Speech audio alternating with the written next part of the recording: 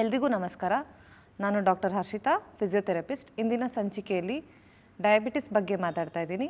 ಅದಕ್ಕೆ ಫಿಸಿಯೋಥೆರಪಿಲಿ ಏನೇನು ಮಾಡ್ಬೋದು ಅನ್ನೋದನ್ನು ಹೇಳ್ತಾ ಇದ್ದೀನಿ.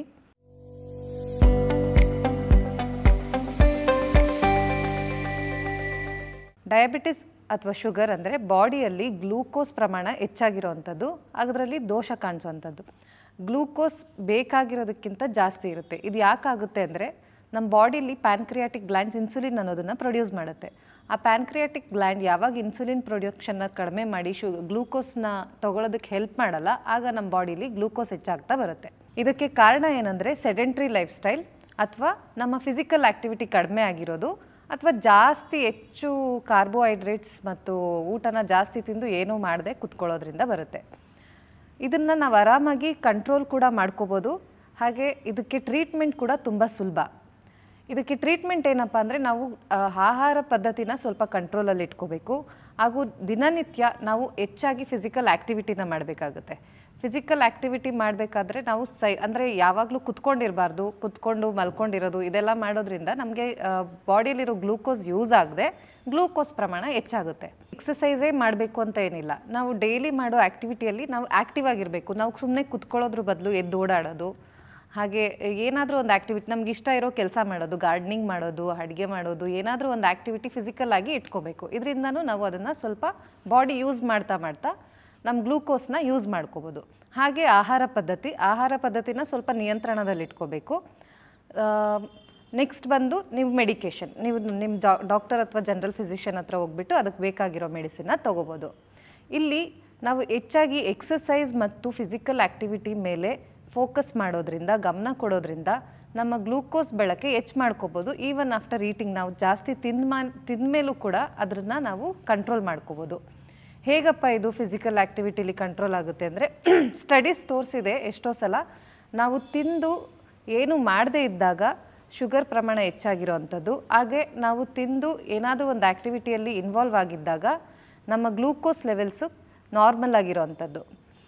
ಇದಕ್ಕೆ ನಾನು ಸ್ವಲ್ಪ ಎಕ್ಸಸೈಸ್ಗಳನ್ನ ತೋರಿಸ್ಕೊಡ್ತೀನಿ. ಹಾಗೆ ನೀವು ಏನೇನು ಫಿಸಿಕಲ್ ಆ್ಯಕ್ಟಿವಿಟಿ ಮಾಡಬೇಕು ಅನ್ನೋದನ್ನು ಹೇಳ್ತೀನಿ. ನೀವು ಇದಕ್ಕೆ ಏರೋಬಿಕ್ ಎಕ್ಸಸೈಸ್, ಫ್ಲೆಕ್ಸಿಬಿಲಿಟಿ ಎಕ್ಸಸೈಸ್ ಮತ್ತು ಸ್ಟ್ರೆಂತ್ ಟ್ರೈನಿಂಗ್ ಮಾಡ್ಕೋಬೋದು.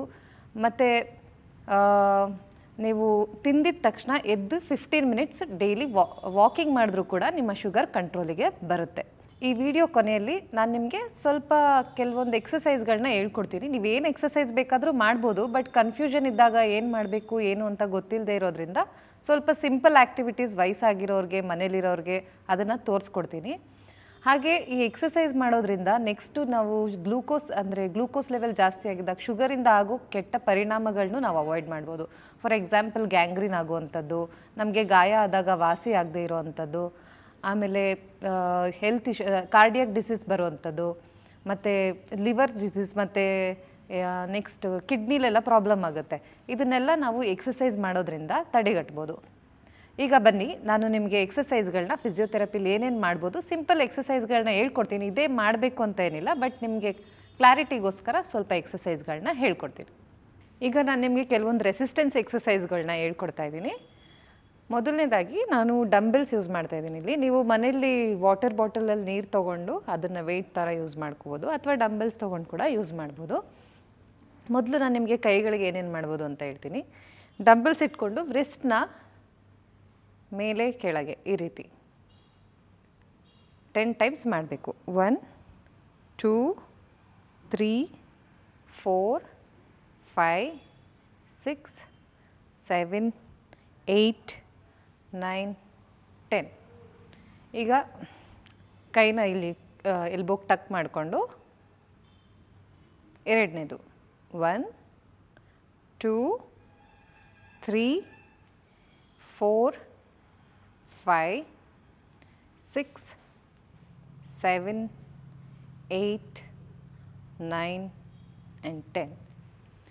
ಈಗ ಕೈನ ಡಂಬಲ್ಸಲ್ಲಿ ಇಟ್ಕೊಂಡು ಒಳಗಡೆ ಹೊರಗಡೆ 1 2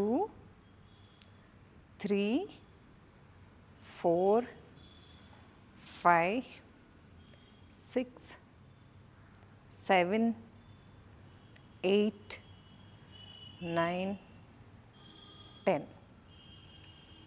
Next exercise, ಎಲ್ಬೋನ ಬೆಂಡ್ ಮಾಡುವಂಥದ್ದು ವೇಟ್ಸ್ ಇಟ್ಕೊಂಡು. 2 ಕೈ ಒಟ್ಟಿಗೆ ಮಾಡ್ಬೋದು ಅಥವಾ ಒಂದೊಂದು ಕೈ ಒಂದೊಂದು ಸಲ ಮಾಡ್ಬೋದು. ನಿಮ್ಗೆ ಹೇಗೆ ಈಸಿ ಆಗುತ್ತೋ ಆ ಥರ ಮಾಡಿ, ಒಟ್ಟು ಎಕ್ಸಸೈಸ್ ಮಾಡಬೇಕು ಅಷ್ಟೇ. 1 2 3 4 5 6 7 8 9 10. ನೆಕ್ಸ್ಟ್ ಎಕ್ಸಸೈಸ್ ಬಂದು ಡಂಬಲ್ಸ್ನ ಕೈಯಲ್ಲಿ ಇಟ್ಕೊಂಡು ಕೈನ ಮೇಲೆತ್ತಂತ. 1 2 3 4 5 6 7 8 9 10. ನೆಕ್ಸ್ಟ್ ಎಕ್ಸಸೈಸ್ ಬಂದು ಕೈನ ಇಟ್ಕೊಂಡು ಮುಂದೆ ಆಚೆ ಮುಂದೆ ಆಚೆ. 1 2 3 4 5 6 7 8 9 10. ನೆಕ್ಸ್ಟ್ ಎಕ್ಸಸೈಸ್ ಕೈನ ಮೇಲಿಟ್ಕೊಂಡು ಡಂಬಲ್ಸ್ನ ಈ ರೀತಿ ಮೇಲೆತ್ತೋದು. ಕೈ ಸಪೋರ್ಟ್ ತೊಗೊಳ್ಳಿ, ಕಷ್ಟ ಆದರೆ ಸಪೋರ್ಟ್ ತೊಗೊಂಡು ಎಲ್ಬೋ ಮಾತ್ರ ಎಕ್ಸ್ಟೆಂಡ್ ಮಾಡೋದು. 1 2 3 4 5 6 7 8 9 10. ಇದೇ ರೀತಿ ನಿಮ್ಮ ಎಡಗೈಗೂ ಕೂಡ ಮಾಡ್ಕೋಬೇಕು. 1 2 3 4 5. ನೆಕ್ಸ್ಟ್ ಎಕ್ಸಸೈಸ್ ನೀವು ಡಂಬಲ್ಸ್ನ ಈ ಥರ ಇಟ್ಕೊಂಡು ಹಿಂದೆ ತೊಗೊಳ್ಳೋದು. ಭುಜ ಸ್ಕ್ವೀಸ್ ಮಾಡಿಕೊಂಡು ಕೈನ ಹಿಂದಕ್ಕೆ ತೊಗೊಂಡೋಗೋದು. 1 2 3 4 5 6 7 8 9 10. ಹಾಗೆ ಕೈನ ಸ್ಟ್ರೈಟಾಗಿ ಇಟ್ಕೊಂಡು ಕೈ ಹಿಂದೆ ತೊಗೊಳ್ಳೋದು. 1 2 3 4 5 6 7 8 9 ಆ್ಯಂಡ್ 10. ಈಗ ನೆಕ್ಸ್ಟ್ ಎಕ್ಸಸೈಸ್ 2 ಕೈಯಲ್ಲಿ ಡಂಬಲ್ಸ್ ಇಟ್ಕೊಂಡು ಒಂದು ಕಡೆ ಬಾಡಿನ ಸೈಡ್ಗೆ ತಿರುಗಿಸುವಂಥದ್ದು. 1 ಈ ರೀತಿ, 2 3 4 5 6 7 8 9 10. ಹಾಗೆ ಡಂಬಲ್ಸ್ನ ಮುಂದೆ ಇಟ್ಟು ಸೈಡ್ಗೆ ತಿರುಗೋದು. 1 2 3 4 5 6 7 8 9 10. ನಿಮಗಿದು ಕಷ್ಟ ಆದರೆ 2 ಕೈಯಲ್ಲಿ ಇಟ್ಕೊಳ್ದೆ ಒಂದೇ ಕೈಯಲ್ಲಿ ಡಂಬೆಲ್ ಇಟ್ಟು ಈ ರೀತಿ ಸೈಡ್ಗೆ ತಿರುಗ್ಬೋದು. Same exercise but single dumbbell ಇಟ್ಕೊಂಡು ಮಾಡುವಂಥದ್ದು. ನೆಕ್ಸ್ಟ್ ಎಕ್ಸಸೈಸ್ ಬಂದು ಡಂಬೆಲ್ನ ಮೇಲಿಟ್ಕೊಂಡು ಕೈ ಸೈಡ್ಗೆ ತೊಗೊಂಡು ಕಾಲನ್ನ ಮೇಲೆ ಕೆಳಗೆ ಮಾಡೋದು. 1 2 3 4 5 6 7 8 9 10. ಹಾಗೆ ನೆಕ್ಸ್ಟ್ ಲೆಗ್ಗಿಗೆ ಕೂಡ ನೀವು ಮಾಡ್ಕೋಬೇಕು. ನೆಕ್ಸ್ಟ್ ಎಕ್ಸಸೈಸ್ ಬಂದು ನೀವು ಕಾಲಿಗೆ ವೆಯ್ಟ್ ಕಟ್ಕೊಂಡು ಮಾಡ್ಬೋದು. ವೆಯ್ಟ್ಸ್ ಇಲ್ಲ ಅಂದರೆ ತೊಂದರೆ ಇಲ್ಲ, ಹಾಗೆ ಮಾಡ್ಬೋದು. ನಿಮ್ಮ ಹತ್ರ ರೆಸಿಸ್ಟೆನ್ಸ್ ಬ್ಯಾಂಡ್ ಅಥವಾ ಟೆರಾ ಬ್ಯಾಂಡ್ ಅಂತ ಏನು ಹೇಳ್ತೀವಿ ಅದಿತ್ತು ಅಂದರೆ ಅದನ್ನು ಯೂಸ್ ಮಾಡ್ಕೊಂಡು ಮಾಡ್ಬೋದು. ನಾನಿವತ್ತು ನಿಮಗೆ ವೆಯ್ಟ್ಸ್ ಹಾಕ್ಕೊಂಡು ಹೇಗೆ ಮಾಡೋದು ಅಂತ ಹೇಳ್ತಾ ಇದ್ದೀನಿ. ಅದಕ್ಕೆ ನೀವು ವೆಯ್ಟ್ ಕಫ್ನ ತೊಗೊಂಡು ನಿಮ್ಮ ಕಾಲುಗಳಿಗೆ ಆ್ಯಂಕಲ್ಗೆ ಕಟ್ಕೋಬೇಕು.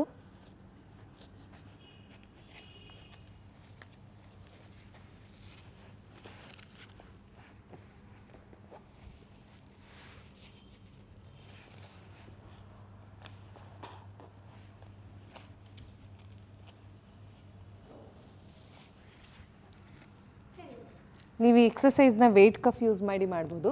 ಅದಕ್ಕೆ ನೀವು ಆ್ಯಂಕಲ್ ವೆಯ್ಟ್ಸ್ನ 2 ಕಾಲಿಗೆ ಕಟ್ಕೊಂಡು ನಿಂತ್ಕೊಂಡು ನೀವು ಇದರ ಚೇರ್ ಅಥವಾ ಏನಾದರೂ ಸಪೋರ್ಟಿಗೆ ತೊಗೊಂಡು ವಾಲ್ದು ಸಪೋರ್ಟ್ ತೊಗೊಂಡು ಮಾಡ್ಬೋದು. ನಾನೀಗ ಸಪೋರ್ಟ್ ಇಲ್ಲದೆ ಹೇಳ್ಕೊಡ್ತಾ ಇದ್ದೀನಿ. ಸೊಂಟದ ಮೇಲೆ ಕೈ ಇಟ್ಕೊಂಡು ಕಾಲನ್ನ ಸೈಡ್ಗೆ ಎತ್ತೋದು. 1 2 3 4 5 6 7 8 9 10. ಅದೇ ರೀತಿ ಸಪೋರ್ಟ್ ತೊಗೊಂಡು ನನ್ನ ರೈಟ್ ಲೆಗ್ಗಿಗೆ ತೋರಿಸ್ತಾ ಇದ್ದೀನಿ. ಅದಕ್ಕೆ ನೀವೇನಾದರೂ ಸಪೋರ್ಟ್ ತೊಗೊಂಡು ಕಾಲನ್ನ ಈ ಕಡೆ ಎತ್ತೋದು. 1 2 3 4 5 6 7 8 9 10. ಹಾಗೆ ಇನ್ನೂ ಒಂದು ಎಕ್ಸಸೈಸು ನಾನು ವೆಯ್ಟ್ ಸಪೋರ್ಟ್ ತೊಗೊಳ್ದೆ ತೋರಿಸ್ತಾ ಇದ್ದೀನಿ. ಕಾಲನ್ನ ಹಿಂದೆ ತೊಗೊಳ್ಳೋದು ಅಷ್ಟೇ. 1 2 3 4 5 6 7 8 9 10. ಈಗ ಸಪೋರ್ಟ್ ತೊಗೊಂಡು ಏನಾದರೂ ಸಪೋರ್ಟ್ ತೊಗೊಂಡು ಕಾಲನ್ನ ಹಿಂದೆ ಇಟ್ಕೊಳ್ಳೋದು. ಇದನ್ನು ವಯಸ್ಸಾಗಿರೋರು ಮಾಡುವಾಗ ಸಪೋರ್ಟ್ ತೊಗೊಂಡೇ ಆದಷ್ಟು ಮಾಡಿ. ನಿಮಗೆ ಬ್ಯಾಲೆನ್ಸ್ ಇಶ್ಯೂಸ್ ಇರೋದ್ರಿಂದ ಬೀಳೋ ಅನಿಸುತ್ತೆ. 3 4 5 6 7 8 9 and 10. ಇಷ್ಟು ಎಕ್ಸಸೈಸ್ಗಳನ್ನ ನೀವು 10 ಟೈಮ್ಸ್ ಮಾಡೋಷ್ಟರಲ್ಲಿ ಅರ್ಧ ಗಂಟೆ ಆಗುತ್ತೆ. ಬೇಕಿದ್ರೆ ಹೋಗ್ತಾ ಹೋಗ್ತಾ ವೆಯ್ಟ್ ನಿಮಗೆ 15 ರಿಪಿಟೇಷನ್ ಮಾಡಿದಾಗ ಒಂದು ಸಲ ಈ ವೆಯ್ಟ್ ಈಸಿ ಆಯಿತು ಅಂದರೆ ನೆಕ್ಸ್ಟ್ ವೆಯ್ಟ್ ಇನ್ಕ್ರೀಸ್ ಮಾಡಿಕೊಂಡು ರಿಪಿಟೇಷನ್ಸ್ನು ಜಾಸ್ತಿ ಮಾಡ್ಕೊಳ್ತಾ ಹೋಗ್ಬೋದು. ಇದಿಷ್ಟು ಎಕ್ಸಸೈಸು ನಿಮಗೆ ರೆಸಿಸ್ಟೆನ್ಸಲ್ಲಿ ಹೆಲ್ಪ್ ಮಾಡುತ್ತೆ. ರೆಸಿಸ್ಟೆನ್ಸ್ ಟ್ರೈನಿಂಗಿಂದ ನೀವು ಮಸಲ್ ಸ್ಟ್ರಾಂಗ್ ಆಗೂ ಇರುತ್ತೆ. ಮತ್ತು ನಿಮಗೆ ಬೇರೆ ಏನಾದರೂ ಸಮಸ್ಯೆ ಇತ್ತು ಅಂದರೆ ಕೈ ನೋವು, ಕಾಲು ನೋವು ಅದು ಕೂಡ ನಿಮಗೆ ಅವಾಯ್ಡ್ ಆಗುತ್ತೆ. ಜೊತೆಗೆ ನಿಮ್ಮ ಬ್ಲಡ್ ಗ್ಲೂಕೋಸ್ ಕೂಡ ಇದು ತುಂಬ ಸಹಾಯ ಮಾಡುತ್ತೆ. ಲೇಟೆಸ್ಟ್ ಹಾಗೂ ಇಂಟ್ರೆಸ್ಟಿಂಗ್ ಸುದ್ದಿಗಳಿಗಾಗಿ ಬಾಸ್ ಟಿವಿ ಕನ್ನಡ ಚಾನೆಲ್ನ ಸಬ್ಸ್ಕ್ರೈಬ್ ಮಾಡಿ. ಹಾಗೆಯೇ ಬೆಲ್ ಐಕಾನ್ ಪ್ರೆಸ್ ಮಾಡಿ. ಇದರ ಜೊತೆಗೆ ಫೇಸ್ಬುಕ್, ಇನ್ಸ್ಟಾಗ್ರಾಮ್, ಎಕ್ಸ್ನಲ್ಲೂ ಮಿಸ್ ಮಾಡದೆ ಫಾಲೋ ಮಾಡಿ.